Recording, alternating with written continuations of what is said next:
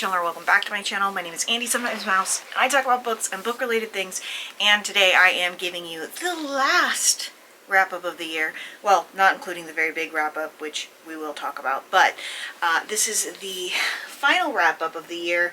This is my December wrap-up, and it is December 31st, so I really did wait until the last minute to get this together, but that's because I had one more book that I needed to finish, and I have now finished it. So the stats have been filled, the information has been added. Let's get this show on the road, shall we? In December, I read a total of 31 books. The total pages read were 3,841. Audiobook hours listened were 252 and 30 hours and 39 minutes, which as days is 10 days, 12 hours and 39 minutes. My average page per day was 152.5, and my average hours per day was 8 hours, 53 minutes, and 33 seconds. My average rating was a 3.6, which, not that bad, not that high, not that low. I think when looking at my 2025 stats as a whole, we're in the 3.5 range for all of the months, so yeah, not mad about it. I purchased a total of no books, and that cost me no dollars. I know, crazy. I checked out 23 library books and saved $443.79. We love saving money. I reread a total of 3 books. The formats of the books that I read were 21 audiobooks and 10 ebooks, with no physical books. Despite the fact that I think I had a couple physical copies of books, I just didn't read the physical copies, so I'm not counting it. The intended audiences were 22 adult books, 7 young adult books, and 2 children/middle grade books. And for the genres, which I also finished the book blanket this week, y'all, so that video will also be getting scripted and possibly filmed today, maybe tomorrow. But, yeah, I'm excited about it. For genres, I read 1 sci-fi, 11 fantasy, 5 romance, no historical, 5 thriller, 6 horror, no classics, 2 nonfiction, and 1 contemporary book. So, solid stats. I'm not mad about it. Less than last month. Last month was, I don't know what was happening last month. Actually, I do know. I got appropriately medicated for my current state. So, I suddenly could focus on things again and hyper-focus on my work, which meant that I could listen to audiobooks while working, and it was all well and good and wonderful. I read a fuck ton of books that I really liked this month, so we're going to talk about that first, so I can just kind of get through them. There was really only 3 books that I didn't like a lot, and 1 of them I hated. So we'll talk about that at the end, because y'all know me, I have the tendency to ramble. So, and these are in no particular order. Let me make that clear. These are in no particular order for top books. So, I loved Gifted and Talented by Libby Blake. This is, it almost felt like, I want to say plotless. It wasn't plotless. There was stuff going on. But it's just these children of a rich man being awful. And it reminded me of Netflix's Fall of the House of Usher a little bit, and I don't know, I enjoyed it a lot. That's what I was thinking of when I was reading it, was Fall of the House of Usher. Terrible things like that don't happen in Gifted and Talented. It's rich people with powers-ish that need to get their shit together, and like what that looks like for them. I just really enjoyed the writing style of this. Once you find out who is narrating the book, it becomes even more fun. And I appreciated the fact that the person narrating the book was a character in the book. I thought that that was a really fun way to do that. As you guys can tell with the Readathon, that's something that I do, and I think that it's fun. Next up, we have Catabasis by R.F. Kuang. This is an adult book that felt written in a YA style, and I liked that because sometimes I find adult high fantasy like this really difficult to follow. It was giving like Gideon the Ninth meets A Deadly Education, kind of, and I really enjoyed that. I thought that that was kind of fun. I liked our characters. I liked the sort of slow burn rivals to lovers, except one-sided rivals to lovers kind of storyline. The dynamic of professor and student and what that can look like. I thought that was handled really interestingly, which makes sense because R.F. Kuang is a student. Like, she is an academic. That's the word I was looking for. She's an academic, and you can tell without the writing feeling overwhelming or over my head or overtly descriptive to the point that I struggle to follow it. I thought that it was really well written. Next up, we have The Corruption of Hollis Brown by Kay Ankrum. I didn't know what to expect with this book. A lot of the time, Kay Ankrum's books feel like they have some level of magical realism, but it turns out that it's mental illness kind of at the end, that kind of thing. But in this case, no. It was actually horror, demon type things happening, not demons, ghosts happening. And the writing was fantastic. It was very akin to Kay Ankrum's usual writing style. Very short chapters, interesting perspectives, that kind of thing, which I love that writing style. It's very, very consumable for me. But it also, the book, the story, the dynamic of the two characters kind of warring with who they are, who they want to be, what their past is, the truth, that kind of thing. I don't know, I really enjoyed it. I thought the story was really compelling and interesting. I thought the conversations sort of on history and American history and the ghosts of our past was really unique. And it was honestly a really unique concept that I feel like we don't get a lot of. It was really good. It's horror, but there's not a lot of body horror and that kind of thing. So to me, it was more fantasy, almost contemporary fantasy. I don't know, but I enjoyed it a ton. Next, we have Glass Girls by Danny I can't say her last name, and I heard them say it on the audiobook, and I practiced, and I still can't say it, so I'm so sorry. I didn't expect to like this book as much as I did. Our main characters are girls who were essentially abused by their mother, in order to do magic at a higher level. And one of the sisters is trying to run away from that past, but the past comes back when she's needed. Her sister needs her to protect her nieces she didn't know she had. And I thought the story was really compelling. I thought the dynamic of sisters and mothers was really interesting. And I really appreciated that there are romantic relationships in this book, but it is, one, not at the forefront, and two, they are healthy. They are healthy relationships. So, like, it's almost like even though you have a healthy relationship, you still have to deal with your own shit kind of conversation. And I appreciated that that was included in this book.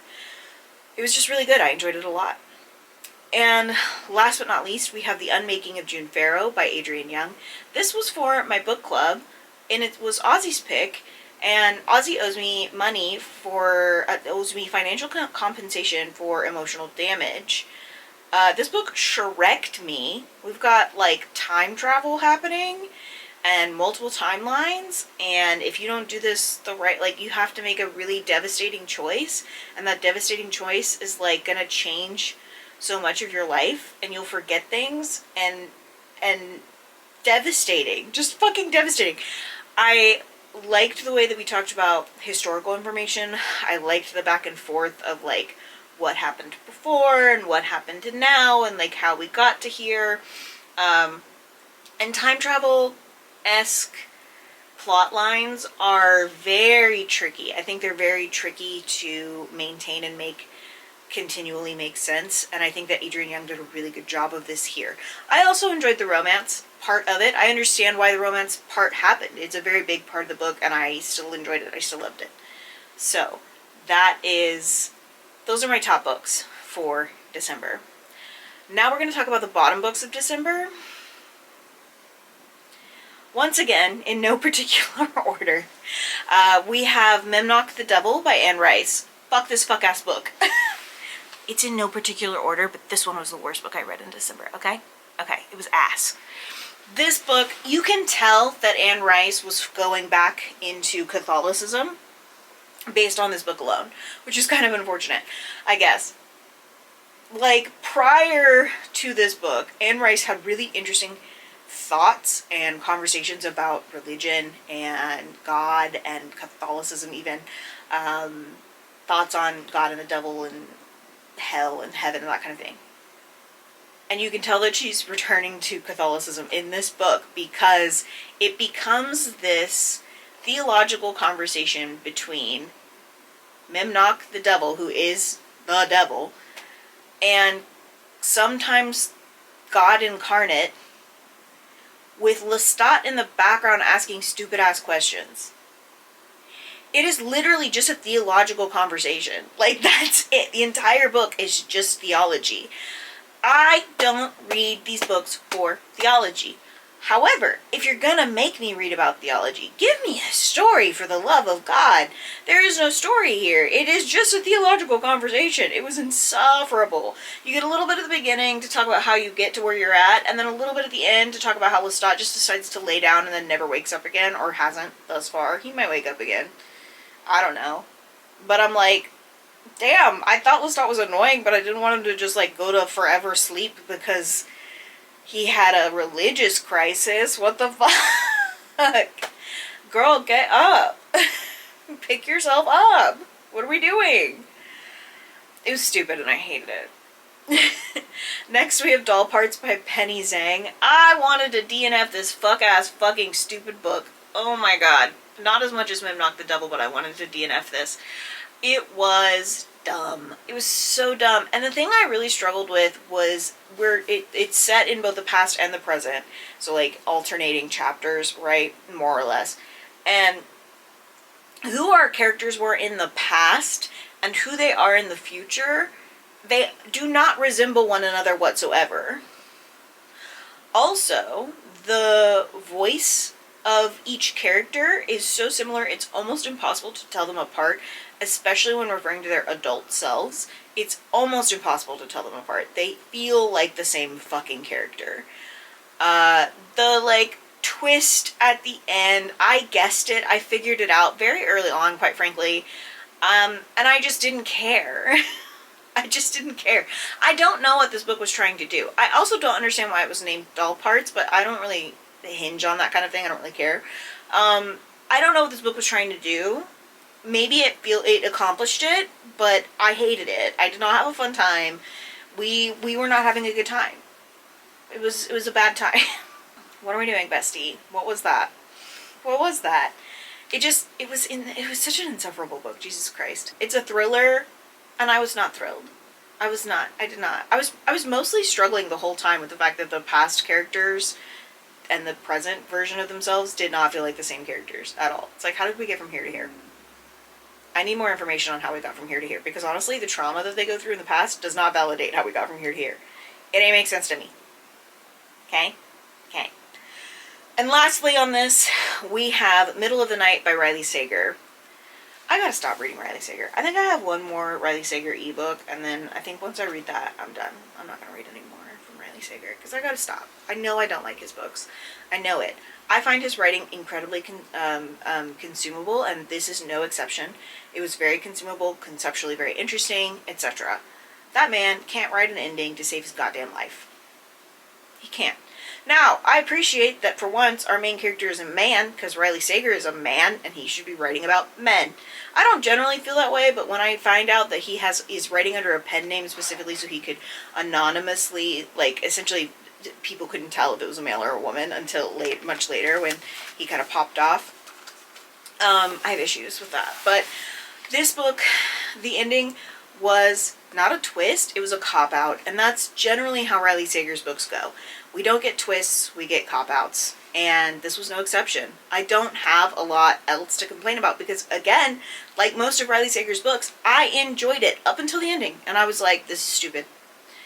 This was stupid. Why did we do any of this? Why did we write any of this? Why did we follow any of this? This was stupid. Also, Riley Sager loves to do a paranormal thing, and it's really mental illness the whole time. It wasn't real. Lazy! It's lazy writing. He's like the king of lazy writings and shitty endings, and if he's married, hope for better for his wife. Because the man can't finish anything for shit. Sorry, that was mean.